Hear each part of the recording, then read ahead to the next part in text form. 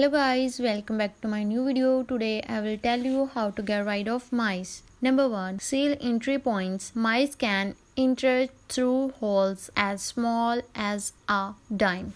Seal cracks, grabs and hole in walls, floors and around doors or windows. Use steel wool or cook. These materials are hard for mice to chew through. Number 2. Eliminate food source. Store food. Use airtight containers for grains, pet food, and other items. Clean crumbs and spills. Regularly clean countertops, floor, and pantry shelves. Dispose of trash. Keep garbage bin tightly sealed and dispose of waste properly. Number 3.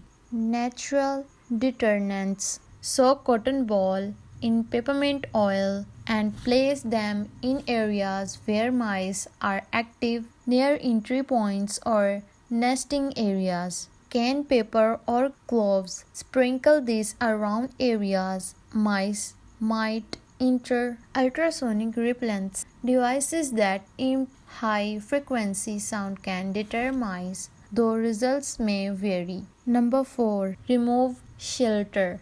Minimize peels or paper, cardboard, and other materials where mice might nest. Keep space clean. Maintain a tidy environment, especially in storage areas like basement and garages.